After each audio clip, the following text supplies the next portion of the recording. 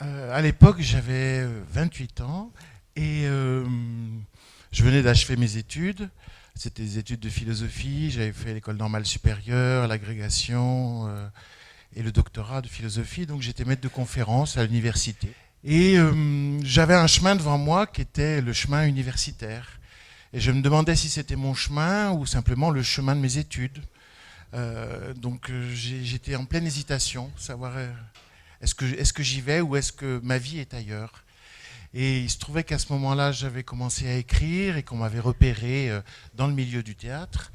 Et donc un metteur en scène m'avait demandé d'écrire avec lui un film sur Charles de Foucault. À côté des cours que je donnais à l'université, je commençais à écrire ce scénario. Et tout d'un coup, le metteur en scène me dit, bien, maintenant qu'on a écrit le scénario, partons sur les traces de Charles de Foucault dans le Sahara.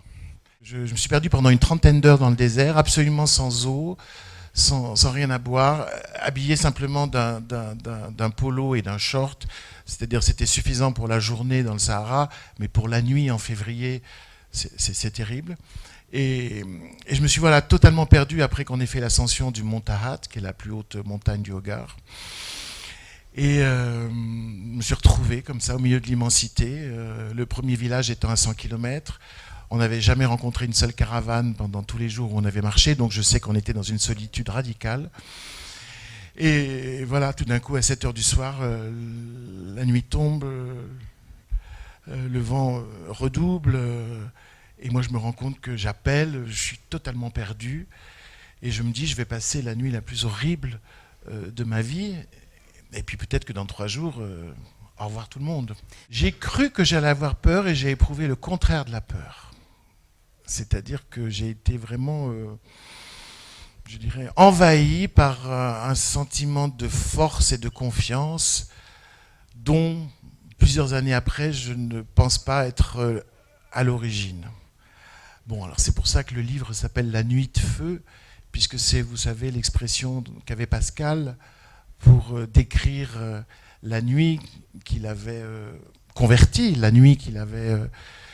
parce que Pascal ne croyait pas, et il avait passé une nuit mystique. Cette nuit mystique, il l'appelait la nuit de feu, et il portait toujours sur lui, cousu dans sa veste, le mémorial, c'est-à-dire le souvenir de cette nuit. Et voilà, je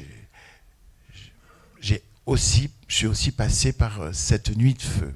Mais après, je ne peux pas le décrire plus parce que dans le livre, ça prend plusieurs chapitres. Oui. Et c'est une des choses les plus difficiles de ma vie que j'ai jamais eu à écrire. Enfin, les chapitres où je raconte la nuit, j'étais saisi de contractions. Parce que c'est très physique. D'abord, le désert, c'est physique. Et puis, j'ai fait en sorte qu'on vive un voyage au désert. C'est-à-dire qu'il y a beaucoup plus de descriptions que dans mes livres d'habitude. Parce que moi, je suis partisan de la doctrine de Colette qui disait suggérer, ne jamais décrire. C'est vrai que moi je suggère et je ne décris pas. Mais là, il a fallu beaucoup suggérer. Et à force de suggérer, je suis tombé dans les filets. Et c'est très physique parce que même une nuit de feu, c'est extrêmement physique. Décrire une extase, ça ne se fait qu'avec des termes physiques et en même temps, c'est une atomisation de ce qu'on croit être le physique. Je ne voulais pas faire un portrait, je voulais tendre un miroir. Faire un portrait de moi, ça n'a aucun intérêt. Donc j'essayais simplement de dire ce qu'il pouvait y avoir dans ma vie qui faisait miroir avec l'éventuel lecteur. Puisqu'il s'agit, c'est un chemin initiatique. C'est un jeune homme qui a une voie tracée devant lui. En même temps, il pense que c'est pas la sienne. Et puis, c'est le fait de penser que l'univers est toujours plus profond qu'on l'imagine. Dans tous mes livres, il y a ça, la surprise de découvrir qu'en fait, la réalité a plus de couches, plus d'épaisseur, plus d'intérêt que ce qu'on pouvait croire au départ, quand on est étouffé par des certitudes ou des pseudo-certitudes.